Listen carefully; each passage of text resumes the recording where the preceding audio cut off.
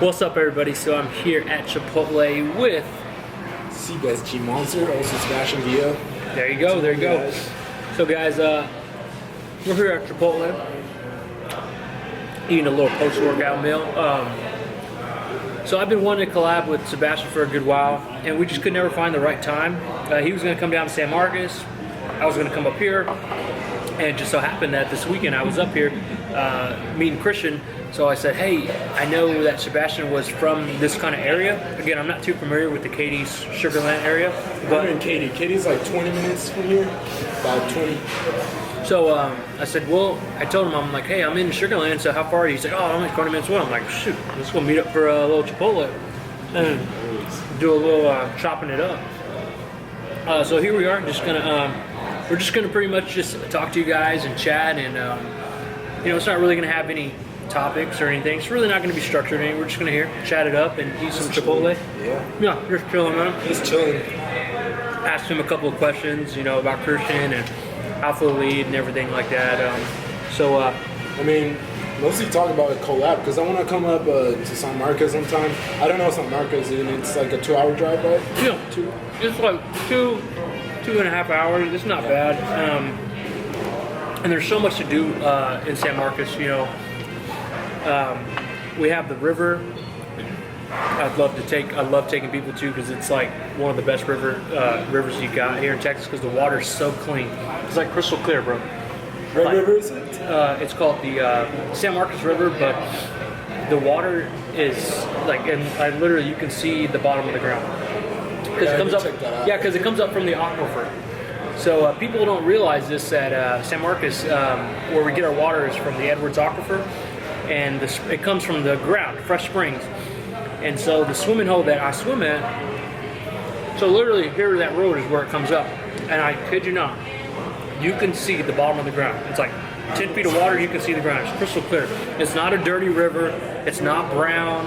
I mean, it is crystal clear. It's the cleanest water you can probably drink it. Another reason to go out there, man. Yeah, and so it's really cool, man. We can hit a workout in the morning, go hit some Chipotle, and then go get some sun and hit the river up. You guys let us know if you want to see a collab between us two up here. Yeah, man. Yeah, that's for sure. Both repping Alpha Lead, man. The clothes, I'm telling you, it's funny because I was telling Christian, I said, dude, I don't ever wear Alpha Elite in the gym. And he was like, look at me, and I'm like, dude, I don't want to wear it. I want to wear it out. What's that good with you? Yeah, the material is so top notch. The cuts and everything. You just want to like show it to everybody. Yeah, I'd rather wear it to Chipotle. I'd rather wear it to the mall. I'd rather wear it to the movies instead of, you know, going to the gym and getting it dirty. Yeah, that was pretty funny. And the new clothes that he has coming out, dude. Man. I mean, there's so much in store for this brand. Yeah, it's crazy. It's insane, man. So, JT came up here, right? He did. JT Fitness, if you don't know him. JT came Fitness. up like, I think it was like end of May, beginning of June. And we did a collab. And nice, we dude. became good friends, actually. And he was one of the persons I met Goody Beats from. Like, nice. He introduced me to you and like showed me you, and I was like, oh. Nice. Yeah, JT's cool, man. We did that 50 chicken nugget challenge together. You destroyed that. That was pretty epic, dude. That was pretty epic. Although I wouldn't do it again. Yeah, I got so sick after. Yeah. That was a good challenge. Yeah. So you lived in Houston all your life, or? I'm from Colombia. Okay. Colombia, but I've lived here since 5th grade. Okay, wow. I'm in Katie. And that's Katie. I go to Lifetime Fitness in Cinco Ranch, and that's where I met Christian. That's how I became friends with him, because he used to work out over there. Okay. So we saw each other once in a while. Okay. Yeah. I actually came up that way, past this, what's it called, Cinco Ranchers? Yeah, dude, and really nice. Very nice area, man. It's mostly like a family area. A lot of houses, green spaces everywhere, like parks. Very nice. Yeah, it's a good place. Yeah, I don't have as I was coming up here, they have toll roads. Well, I don't have a toll road or a toll. There's no toll roads in San Marcos, right? No. So San Marcos is a small city.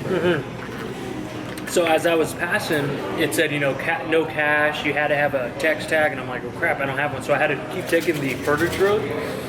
But yeah, so I pretty much got off at Casino Ranch and went, kind of drove in a little bit, and I was like, dude, this is a freaking nice area. It's so green and trees everywhere. It's a really good place to live, I would say. Whenever you have a family, really good place. So, how old are you? I recently just turned 20, dude. Wow. 17 in June. Wow. He's a baby. He's an absolute baby compared to me. So, started. yeah, man, you have a long, man. I still have a lot. Dude. I wish I would have gotten to fitness at that age. Honestly, as you guys know, I'm 28, and I didn't start getting into lifting weights and training until I was 26. 26. So you've been here hitting it 2 years? About 2 years. A little more than 2 years. Yeah, your transformation is insane. Yeah, I mean, I lifted weights in high school because, you know, I played sports and they make you, you know, they obviously make you look quick. But I didn't know what I was doing. You just did whatever the coach told you, you know, lift this day. And, so I didn't really get into like the structure part of it and really start learning about macros and taking care of your diet. Yeah, taking care of your diet and what to eat and when to eat it. Yeah, and I just wish, man, I wish I would have got into it when I was younger. But you know, I'm happy where I'm at today. But man, when I meet younger guys, I'm like, man, that's awesome. That's awesome that you are into this so at a young age. You know who said this exactly same thing that you said? Who? Tim. Oh, really? Yeah, he said, like, I wish I would have gotten like into lifting at a younger age. Yeah, exact words. It's awesome, man. It's really because, you know, guys, when you're young, when I was 20, all I could think about was what I was going to do that Friday night. All I could think about was what party was I going to go to? How much beer was I going to drink? How drunk was I going to get? You know, just stupid things like that. Now, again, I was young and dumb. You know, they say that for a reason, young and dumb.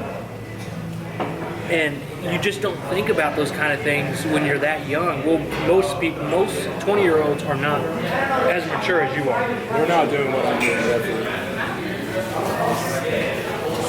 So that's awesome, dude. That is so freaking cool that, you know, you are that mature and that you have goals and you have things that you want to do that are awesome, you know. And again, you know, you don't really meet too many 20-year-olds that take it seriously. So that's awesome. I mean, it was a Saturday afternoon. Probably most kids my age are probably at the beach. Yeah. Or something like that. I mean, summer. Yeah, and you're probably focusing your day around what time you're training. You know, like tonight. Yeah. Tonight is what I'm training tonight. No. Gotta get it over with leg day today. No. Cheeky little Chipotle before leg day. No. Just carbs. Nice, man. So, what would you say are your goals? What are your goals right now? Like, are you in school? What are you doing? Like, I'm in school, and I am trying to graduate as a civil engineer. And then nice, dude. I want to become an engineer, but that's not really my dream. My dream is to spread fitness, you know. Yeah, share that's like your passion. Lifestyle, exactly. Yeah, it's your passion. Okay. I mean, have this bachelor's I would get is kind of like just like a cushion under what I want to do. Yeah. Just in case, you never know. Yeah, so you'll get your degree, but you'll focus on you'll pursue your passion. But if that doesn't work, you always have your degree to fall back on. Nice, man. Nice. I mean, because I've always loved math and engineering. It's always been my passion, and my dad's into engineering. Mm-hmm. So nice. It's something I like doing too, but it's not like you said the dream. That's awesome, man. So me and Sebastian, as of right now in our lives, are on the same path of what we want to do. We both want to pursue fitness. We both want to spread the word and really help as many people as possible. But I can tell you, at his age and my age, we were both on completely different paths. in school I did not take school seriously. It was a big mistake of mine. I just wanted to get it over with. I don't know if you guys know this, but I didn't go to college. I did go to a community college. Dropped out of community college, and I went to a trade school and got my trade in HVAC, which down here in Texas, it's not the best job, but you'll always have a job in HVAC, which is air conditioning units and heaters and whatnot, because it's very hot here in Texas. So everyone's going to need work on their air conditioning units, and it's a good job. It's kind of like a good job for this area. It's a great job in Texas because you'll always have a job, and I actually don't practice the trait now, but I did get my job because of that certification. So what I do now is absolutely great, and I love it. But again, like you said, passion is my fitness is my passion, and I want to pursue that. But it's always great that I have a 9 to 5, 8 to 5 to fall back on. I have 8 to 5, and I can still pursue my passion without it getting in the way. They don't conflict with each other. I have a great boss who allows me to pursue my fitness career and they don't really clash. He's like, look, as long as you do your work, as long as you're doing your job, what you need, exactly. Yeah, you can do the YouTube, you can do all this other extra mumbo jumbo. It's tough. It is tough. It's not easy. I'll tell you that. I mean, same for me. It's keeping like studying. Right now it's kind of simple since summer, but I have studying, work, and then this YouTube videos. Yeah, it's tough because people see me, they work out, and then they'll say, well, he's always working out. How's he always working out? It's like, look, man. Don't worry about what I'm doing.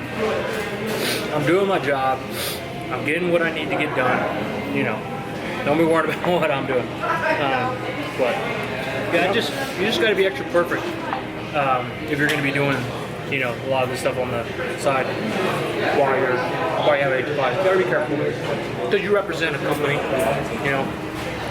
What you do on YouTube, what you do on, reflects them. So you always got to be careful. You got to take care of what you have to do. Yeah, and you got to look. I have a family. I'm married. I have a house. I don't have any kids, but I have responsibilities that I have to take care of. And I do plan on having kids one day. And so that's even going to be tougher. I think that's going to be another chapter of my life is when I have kids. How do I balance kids, a career, and a fitness life? So that would be fun to balance out. Not a question, like something I've gotten into a lot. It's like, okay, there's so many fitness YouTubes, and like, is there competition? Like, I don't see it as competition. I see it like as a whole group that we grow together. Yeah. Look. They're like, no, wait, this guy has more followers. Wait, this guy has more subscribers. Wait, this guy's not. Like, when I first got into YouTube, I actually got really lucky because the first kind of guy that I picked, the first YouTuber brain that I picked the most was a guy named Brian Turner. He has a channel called Humorous Fitness.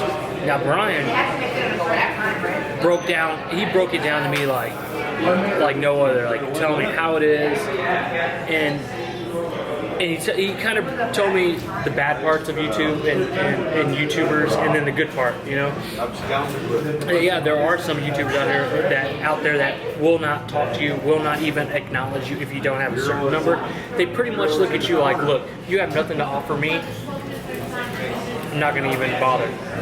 And that's kind of, look, it's sad and it sucks, but that's how some people are.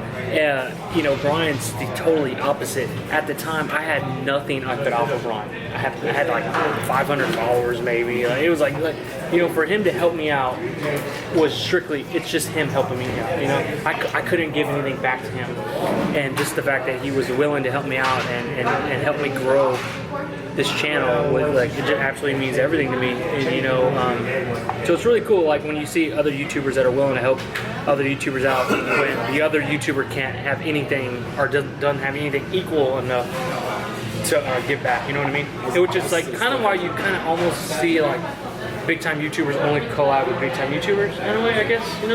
Which makes sense. I mean, now look, could you imagine how many people want to collab with Christian, the online coach, Max Tuning, Lex Griffin, Matt Ogus. Like, how many people call them, say, please, I want to collab with you. It's like they can't say yes to everybody.